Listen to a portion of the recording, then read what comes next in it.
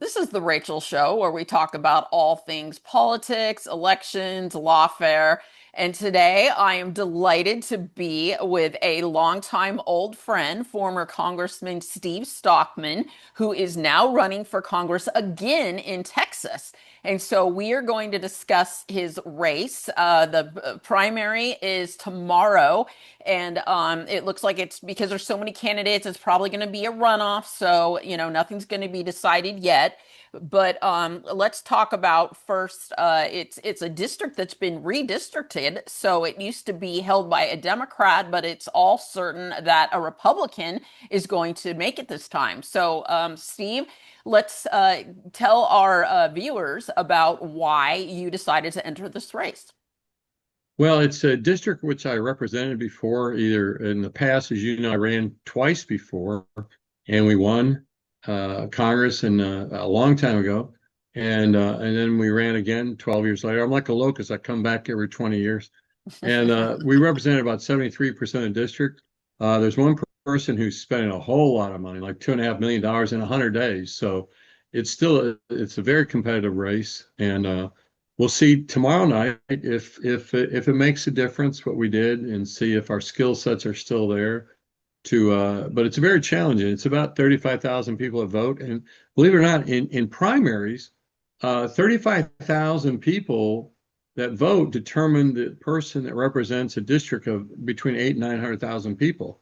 So it's a relatively low turnout, and that's why the Democrats, in fact, one of the organization called trying to remember, We Win or something like that, is actually founded by Obama and is getting involved in Republican primaries. And so I would caution people to be careful about these people that have lots of money. Where is their money coming from?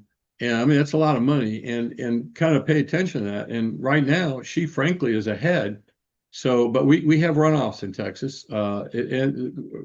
Tomorrow night, if we make the runoff, or we'll have an election in May. So that's what I'm facing is a big challenge. But I've faced big challenges before. I defeated a Democrat that was there for 42 years, and he outspent us 12-1. In this election, if we get in a runoff, she outspent us about 20-1.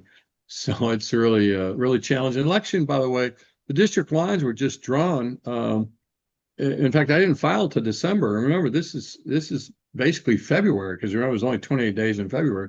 So really, it was a 60-day election. So it was a very quick election, and it was quite challenging. But I enjoy a challenge, and whether win, lose, or draw, we had a great time. We had a lot of fun. It was great. So, just to clarify, you're saying that an Obama-funded group is like supporting one of the Republican candidates in this primary? Yeah, it's deliberate. And what do they have to do? They have to sign a pledge that they're willing to sponsor Democrats and meet with Democrats on a regular basis. And she signed it. In fact, she's never done anything on the issues of pro-life or guns or anything like that. And yet she's in a conservative district. Republican district is leading the polls. So Republicans need to be aware that we have Obama playing in our campaigns, not just my race, but other races. Some of the people they supported, by the way, Rachel, in the past, they supported Don Bacon. I don't know if you're familiar with him. He's super liberal, so liberal he can't run again as a Republican. And then they also supported some other people that really conservatives find offensive.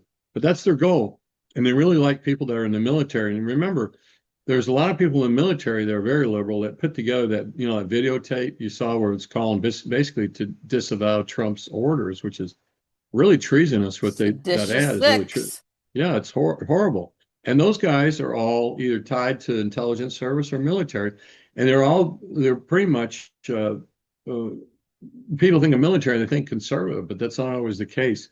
So a lot of times Republicans get fooled when they see military label on it. They instantly will say, well, let's give a military guy a chance. But remember, Obama knocked out thousands of conservatives out of our military and pointed these politically correct people that are just an abomination in terms of soldiers. And now obviously we're kicking some of those out. I mean, anybody can remember the transvestite that was head of our nuclear stuff that was stealing luggage and suitcase luggages and stuff. He allowed, under Joe Biden and Obama, allowed some of the people that hate America the most to be in very critical positions. So I think it's real critical that people pay attention to what's going on, who's funding stuff. If you see someone with a lot of money, you really need to go in the background and see where'd the money come from. And besides those endorsements, two of the people in the race have gotten a Trump endorsement, and another one has gotten Governor Greg Abbott's endorsement. Like, what is going on there? Is it just the establishment uniparty? I mean, convincing them to endorse them? I mean, Well, what's amazing is Greg Abbott hasn't always been the conservative people realize, and he's right. often gotten involved in elections that are supporting a moderate. I think one of his things he wants is loyalty more than anything, and more than positions or conservatism. A lot of people are voting for a different person in that primary. But he also endorsed one of my opponents because she's the one backed by the Obama organization. I think there's a lot, you can hire a lot of, for 2.5 million, you can hire a lot of people that have Trump's ear. And I think Trump probably got deceived and doesn't know about the Obama tie-in, but he needs to be made aware of it. It's uh, really important that they know about, or I hope I don't think he knows about it, but he needs to find out about it because they're interfering in other elections too. I think it's And called With Honor. If you Google, it's With Honor, but it was founded by three Obama officials. One was a very close to Obama before 2006. I mean, it's been a long time. And there's I think John Podesta is on there. There's some really horrible people, ew. but they actually created the name. They literally said that they created the name so they could fool conservatives, with honor, and they're touting her military service. And just because you're in military does not mean you're conservative, but there's a lot of people that believe that. And it's unfortunate. It's really unfortunate. Remember, they go ahead. Well, I mean, you know as well as I do, the Democrats have to cheat and distort and portray things that they aren't as they really are in order to win. This is just a typical tactic of theirs. They pretend to look conservative in order to have their candidates win. Yeah, and they want to undermine Trump. So what they're trying to do is work their way into Republican districts. So they literally have two horses in a race. They have a Republican horse and they'll have a Democrat horse. So no matter who wins, they end up, coming out right front and winning the election, even if a Republican wins. And in our Texas House, I know that the guy that became Texas Speaker, he's no longer there, is Dane Phelan. His parents, when I was in office before, were not just Democrats, they were hardcore leftists. And he ran as a Republican and he ended up being the Speaker of the Texas House. And they pushed through some horrible bills and just really horrible bills because they got Democrats to run as Republicans. And I can't get Republicans to run in Democrat races. They said, oh, that'd be dishonest. I said, no, they're doing it to us. We need to do it to them. We need to get some conservatives to run in there because right now there's not in the Democrat parties. They're not even moderates. They're all off the lunatic. I mean, they take people out. The Democrats will take someone out that's even a moderate Democrat. Some Democrat like I met our Fetterman now is probably going to be targeted heavily Oh because yeah. he's coming out on Trump's side on several issues. So they can't tolerate it, but they want us to be, quote, more open. They want the Republicans to be more open, accepting, but they're not. They're the opposite of that. They're not accepting at all or tolerant. So, why are you the best conservative choice in this race? And why haven't you gotten the conservative support that you deserve? I mean, in my opinion, you're obviously by far, no one's even close to the best candidate in the race.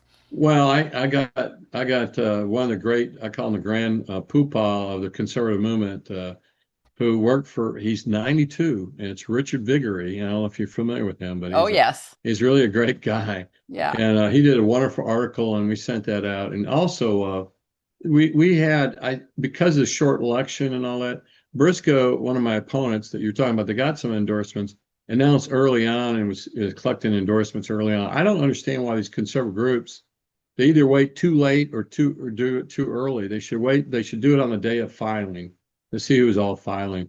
And like Trump right now endorsed some people the day before the election. I don't know how much that helps anybody, but I think we ran a pretty good campaign. It was a short campaign, but I've always been able to surprise the pundits and all that. So we made Rachel, we may do it. And if we do, you got to come down here and campaign for me. So we'd love that. Oh my God. Can you see me out knocking on doors? Yes, I could. I'm going to draft you. I'm too much of a talker. Like I would only like That's be why people love you. well, I don't know about that, but I mean, I would like get stuck at like five doors all day long, and you'd be like, come on, Rachel, you gotta like hit the door after door. Well, no, I think they'd love you. They really would. I know. I adore you, so they would too. Thank you, Steve. Well, let's get into a topic that I really passionately feel about regarding you, which was the dishonest left's targeting of you because you were one of the most proactive conservatives in Congress. Like I think you told me in 2014, I think it was, you were listed on the Drudge Report more than any other member of Congress because you were getting so much stuff done. Yeah, I was told I had more. That was when Drudge was conservative, of course. It's not now, but Yeah. it was back when Drudge was still conservative. In fact, they said I had more drudgery listings than any other congressman combined. So oh, well, one of the things we did is that there's a terrorist group called Haqqani Network, and they're going broke. And Obama, this is criminal what happened. Obama turned out to give them money by, I don't know if you remember Bert Bogdahl, but he was captured. He wandered off, actually. He just wandered off. Right. They should have just let him go, but he wandered off, I think, intentionally to get caught by the Taliban. And then they held him for ransom. And then so Obama flew in loads of planes full of cash. Like he's saying he did Iran, he gave Iran $1 billion cash. All these organizations, terrorist organizations, were funded by Obama. We came out publicly attacking that. We also showed how Hillary intervened on selling steel that can make centrifuges to make nuclear weapons to Iran, no less. And so we did a lot of pretty strong things. I tried to arrest Lois Lerner. In fact, 2 weeks after I was on Fox News announcing the arrest of Lois Lerner, I had the FBI at my door. And the person charging all this, and people's names are familiar with the work you've done, the wonderful work you've done on wrongful prosecutions, which you, by the way, you were one of the first persons to step up because you said Rachel Maddow hated me, so you had to love me, which I thought was cute. But one of the things is that Jack Smith was the one, I was one of his first really hardcore political targets. He was targeting a congressman and no one stuck up for it. They kept quiet. And at the end of my trial, one of the trial attorneys said, we can use this stuff to prosecute Trump. And they also prosecuted John Woods, who also was still in prison, and he shouldn't have been. The reason they prosecute him was because he's from Arkansas. He was the only official from Arkansas as a state senator to endorse Trump, and he's still in prison. I wish Trump would pardon him. It's such a wrong thing. By the way, his name is Senator John Woods. If you guys would pray for him and write him a letter, that'd be wonderful. I know you wrote stories about him. And I appreciate that. And you wrote stories about me when no one else would. You were brave. People don't realize it. You were one of the first people to expose this legal affair. And I'm laughing now when I see the White House says, "Oh, they're surprised they got our phone records," or the senators say they got our phone records. Go, we've been screaming, we've been telling you that this is a corrupt system, and now they're mad when it finally happens to them. But they didn't care when it happened to a lot of other people.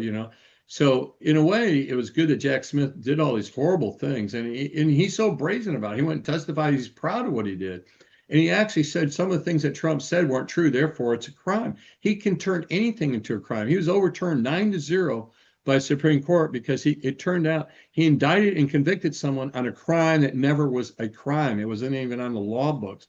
The Supreme Court goes, you can't. It was 9-0. He says you can't convict people of crimes that aren't on the law and not on the books. And he's done it over and over again. It's just horrible.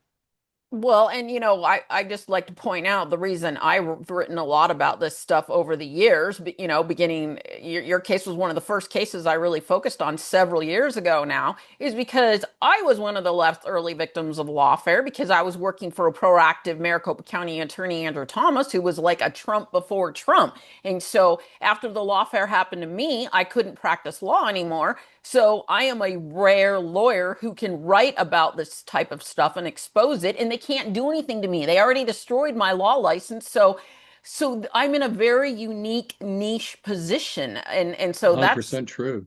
that's the only reason it Yeah, I happened. know. In fact, you called me. You don't remember this, or maybe I remember it. Maybe you don't. I don't know. But you called me up and you go, "Are you mad at me for writing about you?" I said, "No, no, no, it's awesome. Yeah, we loved it." And then we became fast friends. And then I saw the wonderful work you did on these different trials. The sad trial in Colorado, I mean, that what happened. I'm trying to Tina remember her name. Peters. Yeah, Tina Peters. That is a crime in itself. That is so sad. And John Woods, Tina Peters, all these people, and then the Democrats have the audacity to say Trump's practicing lawfare. No, you guys have been doing it, and you never said a word. I mean, what you did in violating the laws, changing the law to go after Trump, lying about it, just and then bringing. Remember, Jack Smith had the FBI bringing cover sheets that said top secret, and he stapled them to documents that was not on there, and took a picture of it, and released it, which you're not supposed to do. They brought their own mementos to make it look like it's something it wasn't. This is just so outrageous to try to prosecute someone. And the FBI and the Justice Department bragged about how they could convict Mother Teresa. And there's a book called out, which I'm sure you're familiar with, called 30 Felonies a Day. And it Three documents how felonies a every day. American, yeah. And then of course, also Sidney Powell's wonderful book, License to Lie. If you want, she was a prosecutor in Houston for like 20 years. And she took on the Enron case and showed the corruption that went on in the Enron case. And that book is dynamite. I mean, it's just fantastic. In fact, I really wish, no disparaging thing to our current attorney general, but if you gave Sidney Powell the power she had, boy, there'd already be people in jail. I mean, that's the thing. Democrats immediately convene a grand jury, and then what they did with Trump, and then just with links, they get indictments. We're still talking about philosophical stuff. Well, we don't know. We don't. And even when Hillary uh, came before came before the committee, um, uh, became before the committee, they never asked her, said, where's all this money in Haiti and stuff? They didn't talk about any of that. None of the money that she's been, that she handled, or even what I brought up, the fact that she was facilitating the sale of steel that can make centrifuges, which makes nuclear weapons. None of that was talked about. None of the guys brought it up. They handled her with kid gloves. And Comey's a nice guy, but I was disappointed that they didn't ask more serious questions that could have exposed her character and also her what she did. Anybody that deliberately destroys stuff, putting a server in your bathroom so that no one can get to it. I mean, come on, that's premeditated crime. That's not. It's not like, oh, I found the dead body here. And I think that's really cute. Where I saw a meme that said, no, man, she was calling a suicide hotline. And, no, man, this isn't. You can't order suicides. It's like, everybody's making jokes about it. But this person has a history. She got kicked off of the Judiciary Committee under the guy defeated, by the way, Jack Brooks. And they said the reason she got kicked off the Judiciary Committee she was investigating Nixon. Remember, this is Richard Nixon. They kicked her off because she's unethical. You have to be pretty unethical to get kicked off. This was before she was married to Bill Clinton. And she just historically has been like that. And of course, Biden's corruption is notorious. I mean, his son selling paintings out through straws. He probably uses also for his cocaine. He's blowing, ink or whatever. It's crazy. But then Trump does something. I said one time I thought it was kind of cute. It said, Trump cures cancer, and it says women and minorities hurt the most. African Americans lose their jobs. Cancer research. Trump's a racist. I mean, that's basically the way the press works. It's just outrageous. Or the other line I think you're like, Rachel, is when Jesus walked on water. The New York Times headline said Jesus can't swim. Ah, I hadn't heard that one yet. And you Yeah. point out that the left is whining about, oh, Trump's conducting lawfare against us. But the reality is, and I'm sure you're seeing it, my leftist friend is typical, but I see it from prominent leftists. They are all bragging and gloating about how when they get back into power, they are going to prosecute Trump's people.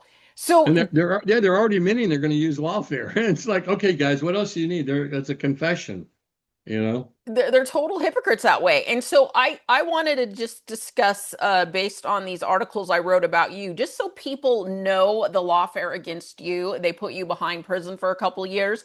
Um, Well, yeah, almost three, and it was $22 million, Rachel. oh my I God. told them if they gave me 10, I would have gone willingly. No, I'm kidding. That's a joke. I mean, it was insane what they put you through. And so I just want to highlight a few of the key things that I observed when they came after you. It took them four grand juries to finally find one that would indict you. And we all Right. know a good prosecutor can get a ham sandwich indicted. The judge denied all but two witnesses for you. You weren't allowed to refer to anything political or mention Lois Lerner's name in front of the jury. All of your defense motions were denied. And this is because you'd insisted on going after investigating the IRS for targeting conservative nonprofits. You had filed a resolution for the arrest of Lois Lerner for contempt of Congress. That's right. And the prosecutor who signed your indictment was copied on emails from Lois Lerner where she arranged to target these conservative nonprofits. Total conflict of interest. Yeah. You had pursued the impeachment of Attorney General Eric Holder for perjury, failure to comply with subpoenas, and failure to discharge his duties. So they brought these charges against you, which were the usual trumped up ones they bring Yep. after conservatives, things like mail and wire fraud, which are vague pile on charges they use when they don't have anything else. It just means somebody used the mail or wire communications to send communications that were related to an alleged crime of trying to deprive someone from money or property.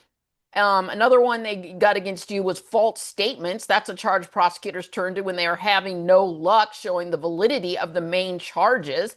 And crimes involving campaign contributions, which is what they came after you. That's what prosecutors use when they want to get someone. And we all know, I'm the former Maricopa County elections attorney, so we all know that most campaign contribution violations are usually handled civilly. Somebody amends their forms, Yep. it gets fixed, it doesn't result in prosecution, and that's how But they. here's the main thing. The FEC, the Federal Election Commission, said he did nothing wrong. And so they said nothing wrong. And the DOJ goes, no, he did. And then there was only two donors. They went to the donors. The donors never complained, never asked for their money back. In fact, the guy in the stand said, no, I wish he won. And he even gave me money after the prosecution. And they went to him and said, if you don't do what's as a lawyer, I don't know what this is, but they said you have to proffer us a statement and we won't go after your company. So in order to get a statement, it's like someone going to a bank and saying, this person robbed your bank. If you don't admit to that he robbed your bank, then we're going to prosecute you. So I mean, it's really intimidating. But you're 100% right. I mean, threatening your donors, the two key witnesses, with prosecution, if they dare say anything favorable about you. I Yep. mean, your case was one of the most egregious cases I have ever seen. And that's a big part of the reason I want you to make this comeback and become a congressman because you're so motivated. You will go about and make this a life mission to fix this problem of putting innocent congressmen in prison just because they have an R by their name. Absolutely. And if people knew all what happened to me, it's amazing. So many people just see the first stuff. They actually hired a PR firm and every day did a press release. And the judge admitted the only information she's getting from this case was from the Houston Chronicle, which is a left-wing paper. And she was reading that. And she said, what's really shocking, she goes, I've been thinking about your sentence for a long time. She said this in reference to before I was guilty. So she was already planning to sentence me before I was guilty. And then Sidney Powell wrote a brief talking about I should be let out during the time. And she said, no, he's a danger to society or something like that, and locked me up right away. It took me instantly. I mean, the things they did was so outrageous and withholding information from me and all this kind of stuff that they did is so unconscionable and so outrageous. And you exposed it. But the problem is you're seeing it repeatedly now. And if we lose the White House, I think there's a lot of Christians and conservatives that are going to be in really big trouble. Big, big trouble. Well, I Big, big always trouble. say, and I say this like on every podcast I'm on these days, maybe I should be glad the left destroyed my law license because if I went and worked for the Trump administration, the second the Democrats come back into power, they would come after me and prosecute me. Like That's true. at least they only We, suspended my law license for 6 months. I never got prosecuted. we could be in prison together, Rachel. And I hate to say it, Steve, like even if you don't win this congressional race, I am 100% certain you are still a target. You are still on their radar because Oh, I know, I know. you In speak fact, up. in fact, it's funny. The Houston Chronicle, a very newspaper that went after me and they endorsed Briscoe Kane, the guy that's which it indicates you shouldn't vote for him because he right there, it's a liberal paper endorsing a liberal. But they talked about in that article, they said twice, they said, don't vote for Steve. You don't vote for anybody, but vote. So it really was an unendorsement of me, which I'm pretty proud of. You know, they say that you're known by your enemies, and you and I have some really powerful, evil enemies showing you that you don't, even with Trump, if you look what they did, how they manipulated it all at once, trying to, everybody was throwing everything against the wall, and they manipulated the laws. They made things up and everything. And no one ever flinched and said, hey, wait a minute, this is a little bit strange that this stuff was supposed to be out there for years, and all of a sudden now, right before the election, you're bringing it up. None of the Democrats said that. And now they're getting so sensitive that, oh, you know, you're doing lawfare. No, you guys, you have practiced lawfare and you need to be held accountable for that. It's not retribution. I keep saying it's retribution. No, it's you're being held accountable. You cannot do this. This is criminal what they did. When you undermine the structure of our legal system, you undermine the whole country. It's over. Once you have a corrupt legal system, and Rachel, do you know, I was told this and I believe it's accurate, but 30% of the people up in the DC circuit were not born in the United States. And one guy didn't even get his citizenship until a week before he's sworn in as judge. This is alarming. We have people on the bench that don't know our system, they don't know our heritage, and they're in there ruling in far left. In fact, one of the FBI agents that came after me, she had her Facebook still up, and I went on there, and they're recruiting these far left people into FBI and stuff. You saw them kneel. A lot of them have been terminated, but they were kneeling, you know, when everybody was kneeling. They were in gay parades. They're far left activists. And this woman was part of the Democrat Socialist. She was second generation. Her parents came over here from India. They were hardcore leftists, and she's a hardcore leftist. And this is who they recruited. Biden and Obama recruited these people into our government. And people listen to NPR and you say, wow, they're so liberal. Well, just think about that being spread throughout the entire government. I mean, they really did hire some really, really hardcore leftists. And Trump still has to deal with that because they're not firing them. They're still embedded into a lot of these systems. And I think that's one reason why you don't see more indictments because they're resisting and slow walking everything. Well, It's really horrible. the deep state resistance is horrible, and I have sources within like the Department of Justice, and they tell me that Trump has not been able to get rid of a lot of it. Evil actors still there. I mean, the DOJ attorney Todd Blanche. I just had an article come out today about how he's trying to stop the pardon of two Trump supporters in prison. It's bad, and He what. he comes, by the way, you're absolutely right about him. If you look his pedigree, the only thing he's done conservative, and I don't even think that was conservative, he took money from Trump to defend him. That doesn't mean that's his philosophy. His philosophy, as you know, he's been in DOJ for a long time. You don't put if you want to make changes, you don't people that were part of the problem in charge. He's basically in charge. He's his deputy. And you're right in exposing that. And I think it's one reason why I think I never got my part. I have a friend who is well versed in the pardons, and they said, you were approved along with some other people, and apparently he's blocking all the pardons. It's just wrong, and I don't know what else he's doing, but it's wrong. I almost think if you want change, get some new people and put them in charge. Don't put the old. It's actually biblical. They talk about putting new wine in old wineskins. And what happens is the wine expands and breaks the wineskin. So you have to have new wine what Trump's trying to do is pour new wine into old wineskins, is the best way to put it. And it's not going to work. You have to change the structure and change the people. It's got to be done because if it's not done, all the efforts and everything Trump did will be undone in one stroke, strokes of pens that are just, going to be horrible. Remember, most of those people pardoned under Biden clearly were signed by AutoPen. I mean, they're 100% all identical signatures. It's horrible what happened, and yet no one's holding them accountable. And but I guarantee if Trump did that, they'd be going nuts. They're just absolutely nuts. Well, It's okay, horrible. we're on to the last 10 minutes, and so I was Uh-oh, wondering. that went by fast. I know you and I are gabbers. Yeah, I know. But what I really want to know is what can you tell us about Texas politics? Because those of us who don't live there are just fascinated, and especially like the Senate race there, Cornyn versus Paxton, and there's a third spoiler in that primary. Like, how's that going? Well, Paxton will be in a runoff with John Cornyn. I ran against John Cornyn. John Cornyn is one of these guys who talks conservative when it's election time. And as you probably know, he was the second in command at one time of the Senate. And Right, he worked with Mitch McConnell. He made Mitch McConnell look conservative. And right. he's consistently undermined people conservatives all the time, and Texas about had it. In fact, at one point, Paxton was 20 points ahead. Paxton's only spent Ken Paxton's only spent $3 million. John Cornyn has spent $60 million and still not ahead of Paxton. I mean, Wow. it's horrible what he's saying about Paxton. I mean, it's really horrible. Excuse me, but he's fighting very dirty. And I hope if I get in the runoff, which is going to be challenging, and Paxton's in the runoff, then you'll see a high turnout of conservatives, which is a good thing for me. And it's at the end of May is the runoff elections, and I hope we can do this again if we make it into the runoff. And but I will let you know tomorrow night if we're successful. I'll call you and let you know, and hopefully keep us in your prayers that we were successful. So Is it's there, kind of exciting.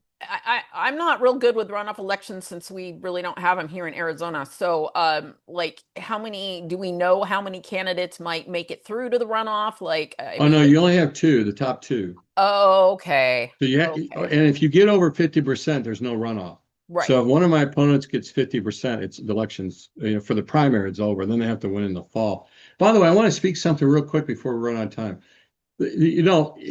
If you had a flood and you said, "Hey, there's a flood, let's build a boat dock," then what happens after the flood waters go down? It goes down, and yet you got a boat dock that's nowhere near it. Well, this is what we did in Texas.